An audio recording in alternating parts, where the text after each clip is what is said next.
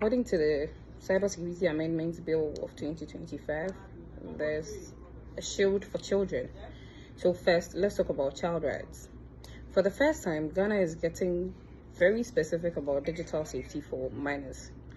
The new crimes.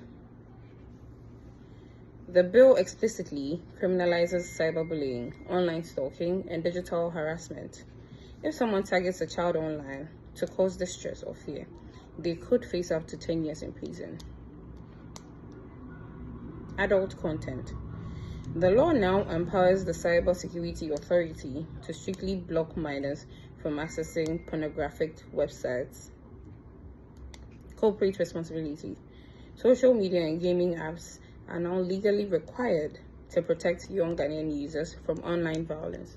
It's not just a suggestion now, it's a law. Your data.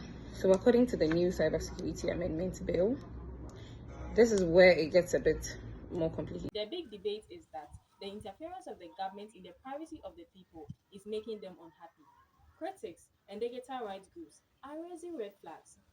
They worry that things like unacceptable contacts or misleading information are too broad and could be used to over-monitor citizens.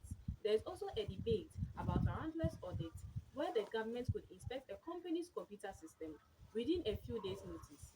So, is this a win for child safety or a risk to privacy? As of the late 2025, the debate is still raging in court. It's still raging in parliament. What do you think? Is the government doing enough to protect our kids? Or are they taking too much control of it? Law aims to improve cybersecurity through faster response to cybercrime, a stronger prosecution of digital fraud, enhanced protection of national digital infrastructure.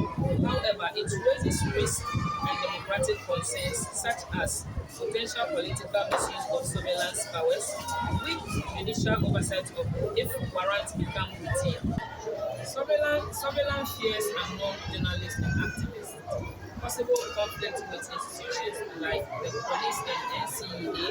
It also impacts accountability by merging the regulatory and editorial powers in one authority, threatening checks and balances. So I will be talking about the threat to freedom of speech. Some section in the cybersecurity bill may limit free expression online. For example, Section 67A Clause 8 criminalizes misleading information, but the bill does not clearly define what counts as misleading. This creates risks that will be targeted towards journalists and online commentators. A possible effect: there may be self-censorship. It will reduce criticism to political institutions, and there will be fear of posting political opinions. Thank you very much.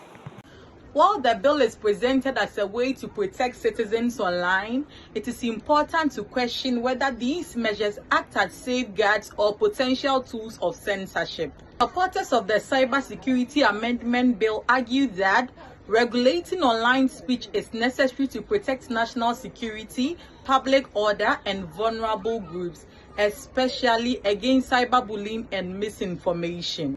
However, concerns arise when these powers are broadly defined and weakly supervised. While surveillance authority and strict penalties may discourage free expression and lead to self-censorship, particularly among journalists, activists, and ordinary social media users, without strong judicial oversight, such provisions risk being used to suppress dissent rather than protect the public.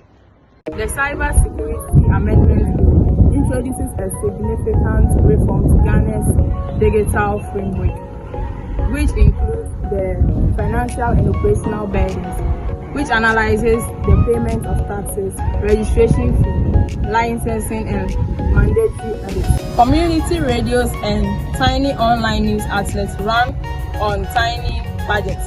The Cybersecurity Amendment Bill 2025 forces them to register and pay their levies and undergo annual audit costs that can swallow their limited funds, since the rules treat big media and grassroots platform the same.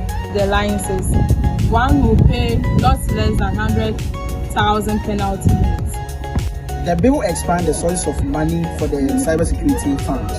That is 12% of the communication service tax per annum, 9% of the corporate tax per annum, and then 50% of all the fines arising from criminal penalties under the Act. Looking at